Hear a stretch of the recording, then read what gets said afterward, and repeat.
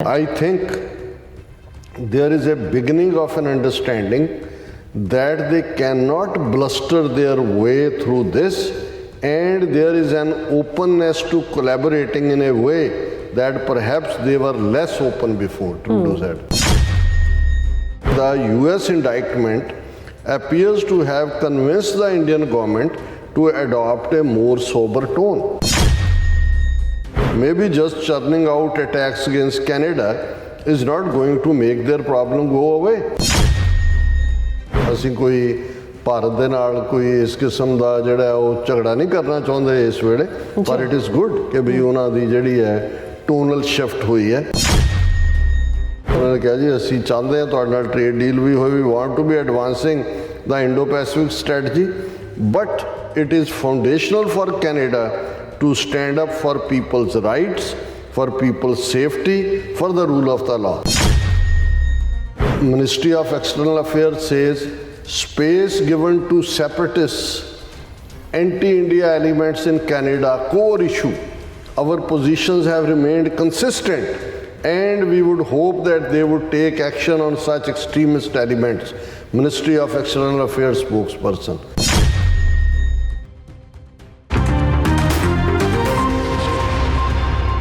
Viewers welcome back on program. So viewers program ਨੂੰ ਹੋਰ ਅੱਗੇ ਵਧਾਉਂਦੇ ਹਾਂ। ਅੱਜ ਦੇ ਦੂਸਰੇ ਐਵੇਂ ਇਸ਼ੂ ਦੇ ਨਾਲ ਇਸ ਵਿੱਚ ਆਪਾਂ ਗੱਲਬਾਤ ਕਰਨ ਜਾ ਰਹੇ ਹਾਂ ਕਿ ਪਿਛਲੇ ਦਿਨੀ ਕੈਨੇਡਾ ਦੇ ਪ੍ਰਧਾਨ ਮੰਤਰੀ ਜਸਟਨ ਟਰੂਡੋ ਨੇ ਕਿਹਾ ਸੀ ਕਿ ਅਮਰੀਕਾ ਵੱਲੋਂ ਭਾਰਤੀ ਨਾਗਰਿਕ ਦੇ ਖਿਲਾਫ ਦਾਇਰ ਕੀਤੇ ਜਿਹੜੇ ਦੋਸ਼ ਪੱਤਰ ਤੋਂ ਬਾਅਦ ਭਾਰਤ ਦੀ ਸੁਰ ਜਿਹੜੀ ਹੈ ਉਹ ਬਦਲੀ ਹੈ ਔਰ ਭਾਰਤੀ ਹਾਕਮ ਇਸ ਬਿਆਨ ਤੇ ਖੂਬ ਭੜਕੇ ਨੇ ਔਰ ਭਾਰਤੀ ਵਿਦੇਸ਼ ਮੰਤਰਾਲੇ ਵੱਲੋਂ ਕਿਹਾ ਗਿਆ ਹੈ ਕਿ ਕੈਨੇਡਾ ਸਰਕਾਰ ਜਿਹੜੀ ਹੈ ਵੱਖਵਾਦੀਆਂ ਦੀ ਹੌਸਲਾ ਅਫਜ਼ਾਈ ਕਰਦੀ ਹੈ ਔਰ ਨਾ ਕਰੇ ਔਰ ਭਾਰਤ ਦੀ ਇਹੀ ਸਟੈਂਡ ਹੈ। ਸੋ ਇਸ ਨੂੰ ਕਹਿੰਦੇ ਨੇ ਕਿ ਰੱਸੀ ਸੜ ਗਈ ਪਰ ਵੱਟ ਨਹੀਂ ਗਿਆ। ਸੋ ਇਸ ਬਾਰੇ ਆਪਾਂ ਗੱਲਬਾਤ ਕਰਨ ਜਾ ਰਹੇ ਹਾਂ। ਸੋ ਅਸੀਂ ਚਾਹਾਂਗੇ ਕਿ ਤੁਸੀਂ ਇਸੇ ਤਰ੍ਹਾਂ ਬੜੇ ਰਹਿਣਾ ਦੇਖਣ ਸੁਣ ਲਿਆ ਲਿਖਣ ਲਈ ਤੁਹਾਡਾ ਸਭ ਦਾ ਬਹੁਤ ਬਹੁਤ ਸ਼ੁਕਰੀਆ ਜੀ। ਡਾਕਟਰ ਸਾਹਿਬ ਕੀ ਵਿਚਾਰਾਂ ਨੇ? ਦੇਖੋ ਤੁਹਾਡੇ ਇਸ ਜੁਮਲੇ ਤੋਂ ਮੈਂ ਗੱਲ ਸ਼ੁਰੂ ਕਰਦਾ। ਵੈਸੇ ਆਇਆ ਹਿੰਦੀ ਵਾਲੇ ਕਹਿੰਦੇ ਸੀ ਰੱਸੀ ਜਲ ਗਈ ਪਰ ਏਂਠ ਨਾ ਗਈ। ਹੁਣ ਜੇ ਰੱਸੀ ਵੀ ਉਵੇਂ ਹੀ ਸੱਪ ਵਾਂਗ ਹੁੰਦੀ ਹੈ, ਜਦੋਂ ਵਿੰਗੀ ਟੇਢੀ ਪਈ ਤੇ ਜੇ ਉਹਨੂੰ ਤੁਸੀਂ ਅੱਗ ਲਾ ਦਿਓ, ਜਦੋਂ ਸਵਾਹ ਵੀ ਬਣ ਜਾਂਦੀ ਹੈ ਤੇ ਉਹ ਇਹ ਤਾਂ ਨਹੀਂ ਹੈ ਵੀ ਸਵਾਹ ਸਿੱਧੀ ਹੋ ਜਾਂਦੀ, ਉਵੇਂ ਹੀ ਰਹਿੰਦੀ ਹੈ, ਦੂਰੋਂ ਉਹੀ ਨਜ਼ਰ ਆਉਂਦਾ। ਸੋ ਪੰਜਾਬੀ ਵਾਲਿਆਂ ਨੇ ਵੀ ਕਿਹਾ ਵੀ ਦੇਖ ਲਓ ਰੱਸੀ ਸੜ ਗਈ ਪਰ ਵੱਟ ਨਹੀਂ ਗਿਆ। ਸੋ ਇਹ ਬਿਲਕੁਲ ਹੁਣ ਇੱਕ ਪਾਸੇ ਤਾਂ ਭਾਰਤੀ ਹਕੂਮਤ ਉਹਨਾਂ ਦੇ ਸਿਸਟਮ ਦੀ ਧੌਣ ਦੇ ਉੱਤੇ ਅਮਰੀਕਾ ਕੈਨੇਡਾ ਦਾ ਗੋਡਾ ਟਿਕਿਆ ਹੋਇਆ, ਬਾਹਾਂ ਤੇ ਮਗਰ ਨੂੜੀਆਂ ਹੀ ਹੋਈਆਂ, ਸਾਹ ਵੀ ਲੈਣਾ ਔਖਾ ਹੋਇਆ ਹੈ ਔਰ ਕੰਪਲਾਈ ਵੀ ਕਰ ਰਹੇ ਨੇ। ਹੁਣ ਅਸੀਂ ਇਹ ਦੇਖਿਆ ਕਿ ਵੀ ਫੌਰਨ ਜਦੋਂ ਅਮਰੀਕਾ ਨੇ ਦੀ ਇੰਡਾਇਕਟਮੈਂਟ ਆਉਂਦੀ ਹੈ 29 ਨਵੰਬਰ ਨੂੰ ਔਰ 2-3 ਦਿਨ 'ਚ ਉਹਨਾਂ ਦਾ ਰਿਐਕਸ਼ਨ ਆ ਜਾਂਦਾ ਜੀ ਅਸੀਂ ਹਾਈ ਪਾਵਰ ਕਮੇਟੀ ਬਣਾ ਰਹੇ ਹਾਂ ਜਿਹੜੀ ਕਿ ਇਨਵੈਸਟੀਗੇਟ ਕਰੇਗੀ ਇਹ ਸਾਰੇ ਨੂੰ ਕੀ ਹੈ। ਫਿਰ ਅਸੀਂ ਕੱਲ੍ਹ ਜ਼ਿਕਰ ਕੀਤਾ ਸੀ ਕਿ ਕਿਵੇਂ ਜਿਸ ਫਾਈਨੈਂਸ਼ੀਅਲ ਟਾਈਮਜ਼ ਨੇ ਸਭ ਤੋਂ ਪਹਿਲਾਂ ਇਹ ਸਟੋਰੀ ਬ੍ਰੇਕ ਕੀਤੀ ਸੀ ਕਿ ਕਿਵੇਂ ਨਿਖਿਲ ਗੁਪਤਾ ਨਾਂ ਦਾ ਜਿਹੜਾ ਮਰਡਰ ਕੰਟਰੈਕਟਰ ਉਹਨਾਂ ਦੇ CC1 ਦੇ ਲਈ ਕੰਮ ਕਰ ਰਿਹਾ ਸੀ, ਜਿਹੜਾ ਇੰਡੀਅਨ ਇੰਟੈਲੀਜੈਂਸ ਹਾਇਰ ਅਪ ਹੈ, ਉਸ ਨੇ ਕੀ ਐਡਮਿਟ ਕੀਤਾ ਕੀ ਸਾਰਾ ਉਹ ਫਾਈਨੈਂਸ਼ੀਅਲ ਟਾਈਮਜ਼ ਨੇ ਇਨੀਸ਼ੀਅਲੀ ਇਹ ਸਟੋਰੀ ਬ੍ਰੇਕ ਕੀਤੀ। ਉਸੇ ਹੀ ਫਾਈਨੈਂਸ਼ੀਅਲ ਟਾਈਮਜ਼ ਦੇ ਨਾਲ ਮੋਦੀ ਬੈਠ ਕੇ ਇੰਟਰਵਿਊ ਦੇ ਰਿਹਾ ਜਿਹਨੇ 9 ਸਾਲ ਦੇ ਵਿੱਚ ਆਲਮੋਸਟ 9.5 ਸਾਲ ਹੋ ਗਏ ਹੁਣ ਉਹਦੇ ਰੂਲ ਨੂੰ, ਉਹਨੇ ਕੋਈ ਪ੍ਰੈਸ ਕਾਨਫਰੰਸ ਨਹੀਂ ਕੀਤੀ ਔਰ ਉਹਦੇ 'ਚ ਉਹ ਕਹਿ ਰਿਹਾ ਕਿ ਵੀ ਜੇ ਕੋਈ ਇਸ ਕਿਸਮ ਦਾ ਹੈ ਕਿਸੇ ਇੰਡੀਅਨ ਨੇ ਕੀਤਾ ਗੁੱਡ ਔਰ ਬੈਡ, ਉਹਦੇ 'ਚ ਵੀ ਇਹ ਵੀ ਰੱਸੀ ਸੜਨ ਵਾਲੀ ਗੱਲ ਹੈ, ਵੱਟ ਨਾ ਜਾਣਾ। ਲੇਕਿਨ ਮਜਬੂਰ ਹੋਇਆ ਫਾਈਨੈਂਸ਼ੀਅਲ ਟਾਈਮਜ਼ ਨੂੰ ਇੰਟਰਵਿਊ ਦੇਣ ਲਈ ਔਰ ਜਿਹੜੇ ਲੋਕ ਐਨਾਲਿਸਟ ਇਸ ਸਾਰੀ ਕਹਾਣੀ ਨੂੰ ਸਮਝਦੇ ਨੇ ਉਹਨਾਂ ਨੂੰ ਪਤਾ ਹੈ ਕਿ ਭਾਈ ਉਹਦੇ ਮੂੰਹ 'ਚੋਂ ਉਹਦੀ ਬਾਡੀ ਲੈਂਗੁਏਜ ਉਹਦੇ ਲਫ਼ਜ਼ਾਂ 'ਚ ਵੀ ਫਰੇਬ ਲੁਕਿਆ ਹੋਇਆ।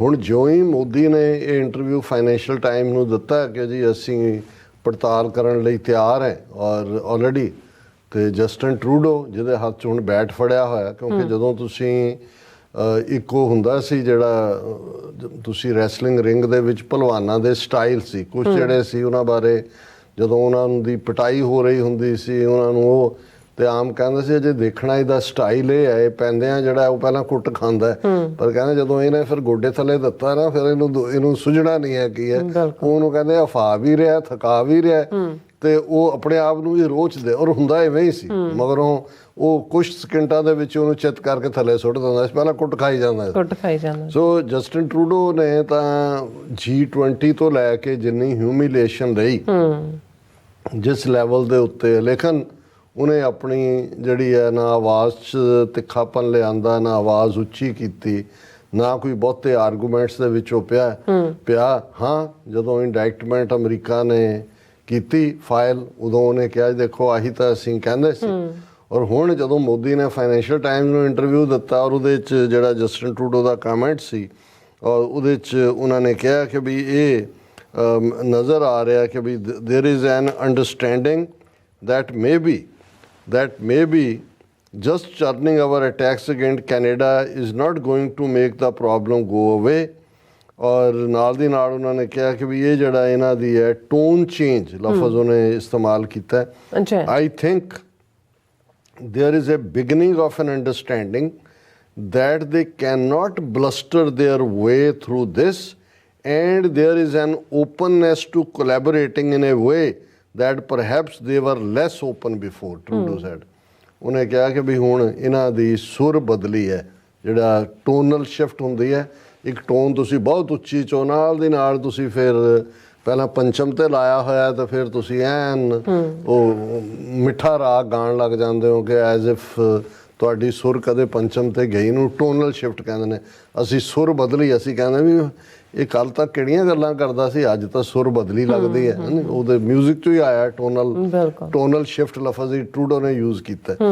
ਹੁਣ ਇਸ ਦੇ ਉੱਤੇ ਹੁਣ ਜ਼ਾਹਰ ਹੈ ਉਹਨੇ ਤਾਂ ਆਪਣਾ ਜਿਹੜਾ ਇਹਦੇ ਤੇ ਇਹ ਤਨਸ ਵੀ ਹੈ ਕਿ ਵੀ ਹੁਣ ਤਾਂ ਬਦਲ ਗਈ ਸੁਰ, ਹੁਣ ਜਰਾ ਔਰ ਉਹਦੇ 'ਚ ਉਹਨੇ ਫਿਰ ਵੀ ਕੋਈ ਡਾਇਰੈਕਟਲੀ ਕੋਈ ਹਰਟਿੰਗ ਗੱਲ ਨਹੀਂ ਸੀ ਕਹੀ। ਉਹਨਾਂ ਨੇ ਕਿਹਾ I think there is a beginning of an understanding that they cannot bluster their way, ਕਿ ਵੀ ਉਹ ਜੋ ਝੂਠ ਬੋਲ ਕੇ ਨਿਕਲਣਾ ਚਾਹੁੰਦੇ ਸੀ ਬਲਸਟਰ ਨਹੀਂ ਕਰ through this, and there is an openness to collaborating in a way that perhaps they were less open before। ਪਹਿਲਾਂ ਤਾਂ ਉਹ ਖੁੱਲ੍ਹਣ ਨੂੰ ਤਿਆਰ ਨਹੀਂ ਸੀ। ਫਿਰ ਉਹਨਾਂ ਨੇ ਕਿਹਾ ਕਿ the US indictment appears to have convinced the Indian government to adopt a more sober tone।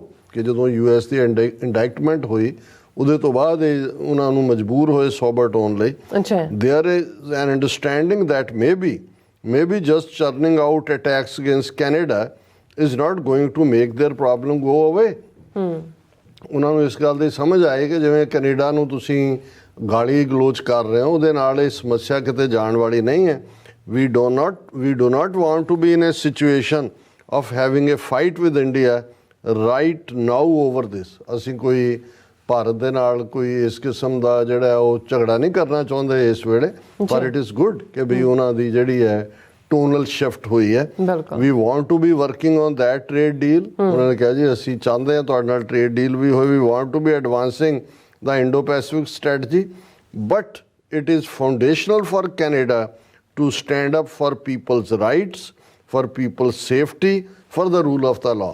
ਬਾਕੀ ਵਪਾਰ ਪੈਸੀਫਿਕ ਸਟ੍ਰੈਟਜੀ ਆਪਣੀ ਥਾਂ, ਪਰ ਅਸੀਂ ਕੈਨੇਡਾ ਦੇ ਲੋਕਾਂ ਲਈ, ਉਹਨਾਂ ਦੀ ਸੁਰੱਖਿਆ ਦੇ ਲਈ ਔਰ ਰੂਲ ਆਫ ਲਾਅ ਦੇ ਲਈ ਖੜੇ, and that is what we are going to do, he told the Canadian broadcasting. ਹੁਣ ਇਹ ਉਹਨਾਂ ਨੇ ਕੈਨੇਡੀਅਨ ਬ੍ਰੌਡਕਾਸਟਿੰਗ ਨੂੰ ਦਿੱਤਾ ਸੀ। ਹੁਣ ਭਾਰਤ ਦੀ ਫੋਰਨ ਮਿਨਿਸਟਰੀ ਉਹ ਜਿਹੜਾ ਵੱਟ ਨਹੀਂ ਗਿਆ ਰੱਸੀ ਸੜ ਗਈ, ਉਹ ਕਹਿ ਰਹੇ ਨੇ Ministry of External Affairs says space given to separatists, anti-India elements in Canada, core issue. Our positions have remained consistent and we would hope that they would take action on such extremist elements। Ministry of External Affairs spokesperson ਉਹ ਕਹਿੰਦੇ ਜੀ ਸਾਡਾ core issue ਇਹ ਹੈ ਕਿ Canada ਜਿਹੜਾ ਹੈ ਉਹ ਅਲਗਾਵਵਾਦੀਆਂ ਨੂੰ, ਦਹਿਸ਼ਤਗਰਦਾਂ ਨੂੰ ਔਰ ਐਂਟੀ ਇੰਡੀਆ ਐਲੀਮੈਂਟਸ ਨੂੰ ਸਪੇਸ ਦੇ ਰਿਹਾ। ਮਤਲਬ ਇਹ ਹੈ ਕਿ ਉਹਨੇ ਕੈਨੇਡਾ ਦੀ ਧਰਤੀ ਤੋਂ ਇਹ ਆਵਾਜ਼ਾਂ ਭਾਰਤ ਦੇ ਖਿਲਾਫ ਉੱਠ ਰਹੀਆਂ ਨੇ, ਔਰ ਉਹਨਾਂ ਦਾ ਮਿਨਿਸਟਰ ਕਹਿ ਰਿਹਾ ਕਿ ਵੀ ਅਸੀਂ ਜਿਹੜਾ our position has been consistent, ਅਸੀਂ ਤਾਂ ਇੱਕੋ ਹੀ ਮੰਗ ਕਰਦੇ ਹਾਂ, ਸ਼ੁਰੂ ਤੋਂ ਹੀ ਇਹੀ ਕਰ ਰਹੇ ਹਾਂ। We have highlighted how we see the problem and frankly the core issue remains the space that is given to extremist, terrorist and anti-India elements in the country। ਕਿ ਅਸੀਂ ਇੱਕੋ ਹੀ ਪ੍ਰੋਬਲਮ ਹੈ ਸਾਡੀ ਕੈਨੇਡਾ ਦੇ ਨਾਲ, ਔਰ ਉਹੀ ਅਸੀਂ ਰਿਪੀਟ ਕਰ ਰਹੇ ਹਾਂ ਕਿ ਬਈ ਇਹ ਤੁਸੀਂ ਜਿਹੜਾ ਇਹਨਾਂ ਨੂੰ ਸਪੇਸ ਨਾ ਦਿਓ। ਲੇਕਿਨ ਨਾਲ ਦੀ ਨਾਲ ਉਹਨੇ ਕਿਹਾ ਕਿ ਵੀ ਇਹੀ ਸਾਡਾ ਕਹਿਣਾ ਕਿ ਵੀ ਹੈਵ ਨਾਟ ਚੇਂਜਡ। ਵਾਕਿਆ ਹੀ ਹੁਣ ਇਹ ਇਵੇਂ ਹੀ ਹੈ ਜਿਹਦੇ ਛੱਤਰ ਵੀ ਪੈ ਰਹੇ ਹੋਣ, ਜੁੱਤੀਆਂ ਵੀ ਪੈ ਰਹੀਆਂ ਹੋਣ, ਚਾਰ ਚੁਫੇਰਿਓਂ ਜਿਹੜਾ ਲਹੂ ਵੀ ਵਗ ਰਿਹਾ, ਮੂੰਹ 'ਚੋਂ ਵੀ ਨਜ਼ਰ ਆ ਰਿਹਾ, ਕੋਡਾ ਹੋ ਕੇ ਵੀ ਤੁਰ ਰਿਹਾ, ਤਾਂ ਕਹਿੰਦਾ ਮੈਨੂੰ ਤਾਂ ਕੁਛ ਨਹੀਂ ਹੋਇਆ, ਮੈਂ ਤਾਂ ਬਿਲਕੁਲ ਠੀਕ ਠਾਕ ਹੈ।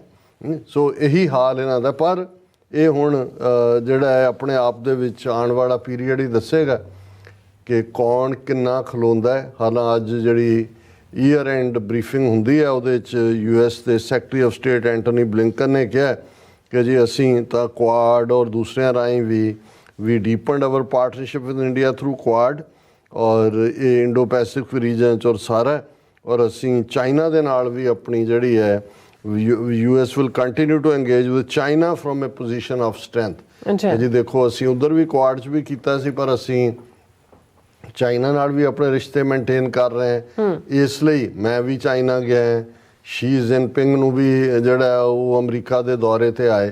ਸੋ ਇਹ ਤਾਂ ਕਿਉਂਕਿ ਇੱਕ ਦੋ ਸਾਡੇ ਵੀਰਾਂ ਨੇ ਇਸ ਦੇ ਉੱਤੇ ਕਿਹਾ ਜੀ ਦੇਖੋ ਅਮਰੀਕਾ ਨੇ ਇਹ ਕਹਿ ਦਿੱਤਾ ਕਿ ਜਿਹੜਾ US ਸੈਕਟਰੀ ਆਫ ਸਟੇਟ ਨੇ ਕਿ ਜੀ ਅਸੀਂ ਡੀਪਨਡ ਕੀਤੀ ਹੈ ਪਾਰਟਨਰਸ਼ਿਪ। ਮੈਂ ਕਿਹਾ ਜੀ ਉਹ 2023 ਦੇ ਵੇਰਵੇ ਦੇ ਰਿਹਾ। ਅੱਛਾ, ਵਾਈਟ ਹਾਊਸ ਦੇ ਵਿੱਚ ਜਿਹੜੀ ਕਲੋਜ਼ਿੰਗ, ਕਿਉਂਕਿ ਹੁਣ ਆਲਮੋਸਟ ਕ੍ਰਿਸਮਸ ਔਰ ਨਿਊ ਈਅਰ ਵੈਕੇਸ਼ਨ ਸ਼ੁਰੂ ਹੋਣੀ ਆ, ਔਰ ਇਹਦੇ 'ਚ ਤਾਂ ਕੋਈ ਸ਼ੱਕ ਨਹੀਂ ਹੈ ਕਿ ਵੀ ਇਹ ਜਿਹੜੀ ਕੁਆਡ ਹੈ ਇਹ ਕੋਈ ਬਾਈਡਨ ਐਡਮਿਨਿਸਟ੍ਰੇਸ਼ਨ ਨੇ ਤਾਂ ਨਹੀਂ ਬਣਾਈ। ਅੱਛਾ, ਬਣਾਈ ਤਾਂ ਜਿਹੜੀ ਹੈ ਉਹ ਟਰੰਪ ਐਡਮਿਨਿਸਟ੍ਰੇਸ਼ਨ ਦੇ ਵੇਲੇ ਸੀ। ਲੇਕਿਨ 2023 ਦੇ ਵਿੱਚ 2+2 ਡਾਇਲੋਗ ਵੀ ਹੋਏ, G20 ਵੀ ਹੋਈ, ਕੁਆਡ ਦੀ ਮੀਟਿੰਗ ਵੀ ਹੋਈ। ਪਰ ਜਿਹੜੀ ਇੰਪੋਰਟੈਂਟ ਗੱਲ ਹੈ ਕਿ ਜਿਹੜੀ ਕੁਆਡ ਮੀਟਿੰਗ 27 ਜਨਵਰੀ ਨੂੰ ਹੋਣ ਜਾ ਰਹੀ ਸੀ ਉਹਨੂੰ ਉਹਨਾਂ ਨੇ ਪੋਸਟਪੋਨ ਕਰਕੇ ਅੱਜ ਈਅਰ ਐਂਡ 'ਚ ਦੇਖਾਂਗੇ। ਉਦੋਂ ਤੱਕ ਪਤਾ ਨਹੀਂ ਮੋਦੀ ਹੋਏਗਾ ਕਿ ਬਾਈਡਨ ਹੋਏਗਾ ਕਿ ਦੋਨੋਂ ਹੀ ਹੋਣਗੇ ਕਿ ਦੋਨੋਂ ਹੀ ਜਾਣਗੇ। ਪਰ ਨਾ ਉਹਨਾਂ ਨੇ ਬਾਈਡਨ ਨੇ 26 ਜਨਵਰੀ ਦੀ ਉਹਨਾਂ ਦੀ ਰਿਪਬਲਿਕ ਡੇ ਦੀ ਚੀਫ ਗੈਸਟ ਹੋਣ ਦੀ ਆਫਰ ਨੂੰ ਐਕਸੈਪਟ ਕੀਤਾ ਤੇ ਨਾ ਹੀ 27 ਜਨਵਰੀ ਦੀ ਮੀਟਿੰਗ। ਸੋ ਕੁਆਡ ਹਾਲ ਦੀ ਘੜੀ ਹਵਾ ਦੇ ਵਿੱਚ ਹੀ ਹੈ। ਪਰ ਜਦੋਂ ਇਹ ਐਂਟਨੀ ਬਲਿੰਕਨ ਇਹ ਕਹਿ ਰਹੇ ਸੀ, ਸੋ ਉਹ 2023 ਦਾ ਜਿਹੜੀਆਂ ਡਿਵੈਲਪਮੈਂਟਸ ਇਸ ਘਟਨਾਕ੍ਰਮ ਤੋਂ ਪਹਿਲਾਂ ਦੀਆਂ ਨੇ ਜੋ ਹੋਇਆ ਉਸ ਦਾ ਜ਼ਿਕਰ ਕਰ ਰਹੇ ਸੀ। ਜੀ ਡਾਕਟਰ ਸਾਹਿਬ ਤੁਹਾਡਾ ਬਹੁਤ ਬਹੁਤ ਧੰਨਵਾਦ। ਸੋ ਇੱਥੇ ਲੈਣਾ ਬ੍ਰੇਕ। ਵਿਊਅਰਸ ਤੁਸੀਂ ਇਸੇ ਤਰ੍ਹਾਂ ਬਣੇ ਰਹਿਣਾ, ਮਿਲਦੇ ਹਾਂ ਛੋਟੇ ਜਿਹੇ ਬ੍ਰੇਕ ਤੋਂ ਬਾਅਦ।